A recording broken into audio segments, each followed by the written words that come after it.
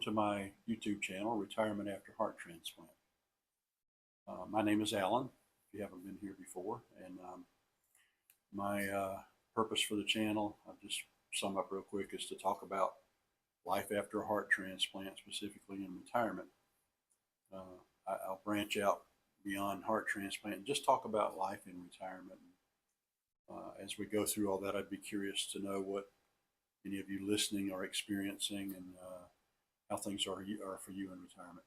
At any rate, my intention as I began this was to talk about how I became a heart transplant and what led up to that. So in the first couple of videos, I talked a little bit about my health history, first heart attack, second heart event, first heart attack in 1992, second heart event in 2000, which also was followed by a stroke on my left side, which I recovered from. And today I'll just kind of, wrap all that up and talk about how I got to the point of getting a heart transplant in 2013. And so that's where we'll go. In my last video, I talked about the heart surgery, 8 bypasses, and having a stroke afterward, recovering from that and going back to work. So, like in the previous 2 events, life returned to normal. I was able to work. I was able to do pretty much anything I wanted to do or needed to do. My wife, Catherine, and I have always tried to be pretty active, walking, kayaking, just whatever physical activities. We like to camp.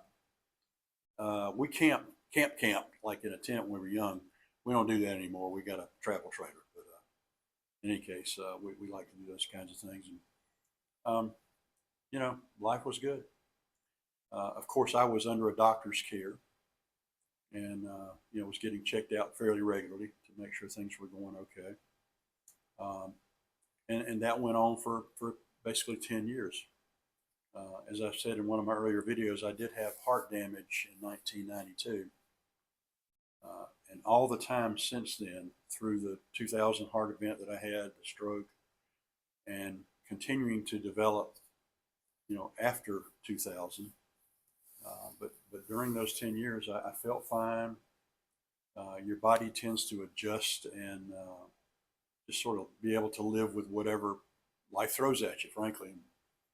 So I felt good. Things were going well for quite a long time, 7 or 8 years anyway. When I got into year 9, year 10, I began to feel worse. I knew that things weren't going well, and the doctors told me they were keeping an eye on me. I had an enlarged heart. I knew that eventually something was going to happen, probably a heart transplant. And anyway, in 2011, I was at a doctor, actually not a cardiologist. I was at another doctor who managed my blood pressure and diabetes and that kind of thing. And she suspected something was not right with me. So she did a chest x-ray, just kind of out of the blue. It wasn't part of the normal plan. Cardiologists had not done that. And she found that I had an extremely enlarged heart through this chest x-ray. And advised that I go straight to the cardiologist and see them to the hospital. She didn't even want me to drive. She wanted me to go in an ambulance, but I didn't do that. Pretty sure I got my wife to drive me to the hospital and went to see them. They checked me out. And my regular cardiologist sent me over to the heart failure team. I really didn't know all this terminology yet at the time. And the heart failure team is also the heart transplant team at some point. So they sent me over to see those folks, and I'll never forget, my wife and I sat down with the cardiologist, and after a very brief introduction, he looked at both of us or looked at me and says, "There's a heart transplant in your future." It was a little shocking for both my wife and I, but not completely shocking. I mean, I'd been through quite a few years by then of heart problems, and knew that that could be a destination for me should I get that far, and I did, thankfully. So I was put on the heart transplant list at that time, what they called a Category 1B. I think they've changed all that up now. The 1A was the most serious category, meaning you got to have one now. And, their wait time was typically a week or 2 weeks. It was very quick. The 1B, the wait time supposedly at that time was to be 3 to 4 or 5 months. As it turned out, I guess business was slow. That's a kind of a crude way of saying it, but I was on the list for 18 months. And it was so long that after a while, I wasn't working. I wasn't able to work, but I didn't feel too bad. And couldn't do a lot like I was accustomed to doing. Couldn't do a lot of exercise, that sort of thing. But it was 18 full months. It was a long time. And I remember sitting on the couch at home and getting a phone call, and it was from the hospital. And the person that called said, Dr. Tomley, not Dr. Tomley, Dr. Frank would like to speak with you. Dr. Frank was the head of the heart transplant team. So I knew right away what the call was going to be, and I was hoping it was good news. And it was. And he says, Alan, I have good news for you. We have a heart. And he said, I need to tell you some things about the heart, and you can let me know if you want to accept it. They do this routinely. In my case, the donor's heart was known to have been, let me see if I can remember correctly, potentially exposed to IV drug users, not an IV drug user himself, the donor, but I don't know the details behind that. They don't tell you, and that was pretty much it. And so I asked Dr. Frank, I said, well, doctor, what would you do if this was a heart and it was your daughter or your wife? And he said, Alan, I'd take the heart. It's a pretty low risk. So naturally I did. There are a couple of ways it can go when you have a heart transplant. Any organ transplant for that matter, but we're talking heart transplants. You might be told, hey, we'll show up at 6 a.m. in the morning and we'll get you going. And that happens quite often. The other thing that can happen is they will tell you, we need you here ASAP. Can you be here in 30 minutes? And that's kind of the call. That's kind of the word that I got from Dr. Frank. And we were 40 minutes away from the hospital in traffic. We were living in the Charlotte metropolitan region. And that's where this hospital was. It was Carolina's Medical Center. It's now called Atrium Health. My wife had been at work. There's another backstory behind all of that with my wife and how she heard about this, but I'm not going to try to drag this out today. But anyway, she drove me to the hospital. She let me out at the main entrance. I knew where to go. I think it was the 6th floor. And I walked in. I was still mobile. I was able to get around still. Wasn't that sick. By the time my wife had parked the car in the parking garage and got to where I was, they already had me on the hospital gurney shaving me. They shave you, before they cut you open.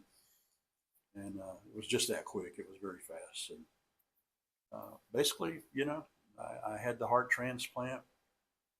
I don't recall for sure, but I want to say it was 7 or 8 hours was the length of the transplant. The time for mine would have been extended just a little bit because I had had previous open heart surgery, and I had what they call the zipper. My heart was sewn, or my chest had been sewn up with wire. You could feel it. And they have to get that open before they can, open you up again to give you a new heart. So had the heart transplant. It was successful. I remember waking up and, really feeling like crap, because naturally you do after what your body's just been through. But at the same time, just feeling really, really great in terms of feeling circulation. I felt blood pumping in the back of my head. It scared me a little bit. Just kind of, it's just your heartbeat. You don't think about that if you've never experienced not having that feeling, not feeling your heartbeat. And so it was a great feeling. I was in the hospital for 6 or 7 days, I believe, not that long. And during that time, they immediately, they make you sit up in the bed, you know, an hour after they rolled you out of the surgery room. But from there on, then you have to get up and walk, and you kind of get yourself back together, get your body going again. And in my case, it took me 7 or 8 days for that to happen. My Catherine, my wife, was with me. My daughters were with me, and friends came by to see me. So it was a wonderful time. I was blessed to get the gift of a new heart. Uh, I've been blessed even more to have had really no problems since that time. It's 2026 now. It's January of 2026. That was May of 2013. So it's been a while. I'm coming up on 13 years out in May of this year. So had no issues at all related to my heart. Been very, very blessed. I'm thankful to the Lord. I'm thankful for the doctors, for everything that's contributed to my being able to carry on and still be here living. And, I went from 1992 wondering if I would ever see my daughters graduate from high school to now, being able to be alive and having seen my daughters grow up and marry, and got 4 grandchildren. The oldest one is 19. So it's been a real blessing. I'm tremendously thankful for all of that. So that's my health history between these 3 or 4 videos, and how I got to the heart transplant and where I am today. And we'll talk more in the future about other things, how that impacts daily life. Whether we're talking medications, travel. How you plan around that, especially long trips, taking meds with you. Different little things to talk about. Talking about other things related to retirement. And as I've said in previous videos, and I'll say again today, if you're watching and you've got comments or questions or things you'd like to hear me talk about, I'd appreciate it if you put it in the comments, and I'll address them as best I can. At any rate, I thank you for stopping by and listening, and until next time, take care.